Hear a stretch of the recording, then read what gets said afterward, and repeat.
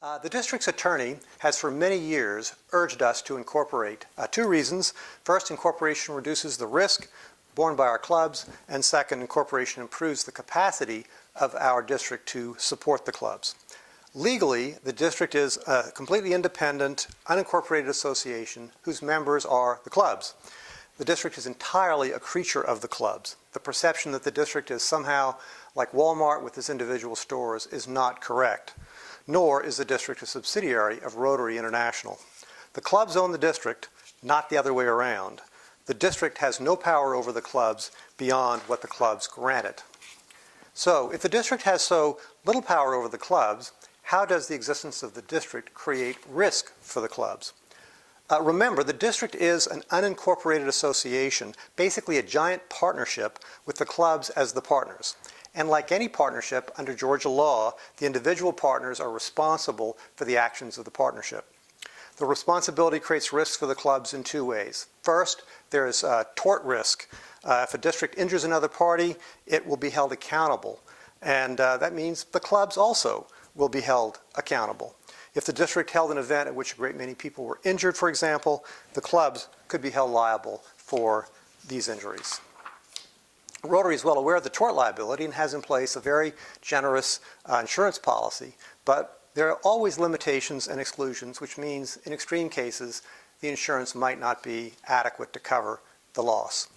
Second is contract liability. The clubs are responsible when the district enters into a contract, for example, with a cruise ship or a conference center. Yes, we do have insurance for this, but if the district were incorporated, club liability would be limited to just the assets of the district, and its creditors could not go after the assets of the clubs.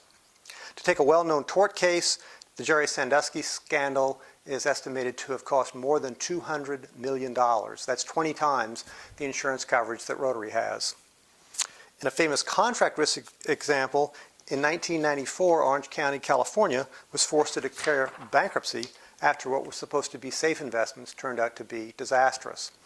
If the district ended up in a similar situation, however innocently, the district's creditors could go after the clubs for repayment. The district belongs to you. You own it, and because it is a partnership, you are ultimately responsible for it. It is not some distant third party. If the district incorporated, the clubs would still own it and control it, but they would no longer be as exposed to its actions and their consequences, because incorporation puts a layer of legal distance between the district and our own club treasuries. Incorporation would also foster best practices in district governance, because incorporation implies a board of directors, which enhances continuity and cohesion. Today, we are governed by district resolutions, which are voted on each year by the clubs. These resolutions establish 5 separate committees with overlapping membership. Each committee meets once or twice a year, typically. What would happen if you tried to run your club that way? No board of directors, just 5 independent committees meeting once or twice a year. How would that work? Now, I'm sure you would make it work. We're Rotarians. We'd make it work.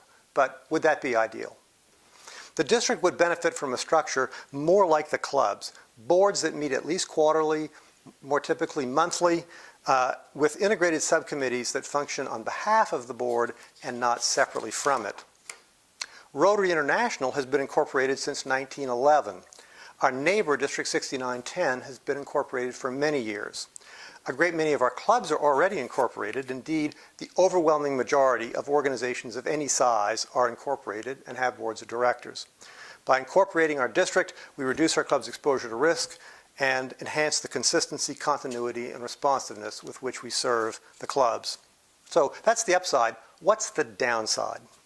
The answer is simple. There is no downside. The only cost is a $30 annual filing fee.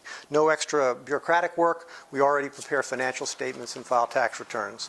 The clubs would continue to control the district, since the district would continue to be governed by bylaws set by majority vote of the clubs. Essentially, the counterargument to incorporation is simply this. Incorporation is not necessary, and we're doing okay without it. I'll grant you that incorporation is not necessary, but it is prudent and best practice. Honestly, this is pretty simple. Incorporation is incredibly common and familiar to most of you. But like any change, there are people who are not ready for it. I urge you to review the situation with an attorney you trust and come to your own conclusion. Remember, the district belongs to you. Rotary requires a 2/3 vote of the clubs for a district to incorporate. The district's bylaws must include 11 common sense provisions, like the district has to function as a nonprofit, the members are limited to the clubs in the district, etc. And the clubs may dissolve the corporation at any time, again with a 2/3 vote. I will be following up with each of you over the next few weeks to gauge your club's interest in incorporating the district. If there is strong support, we will proceed to the next step, which is a vote by the clubs via ballot by mail. Thank you for listening and for all that you do for your community and for Rotary.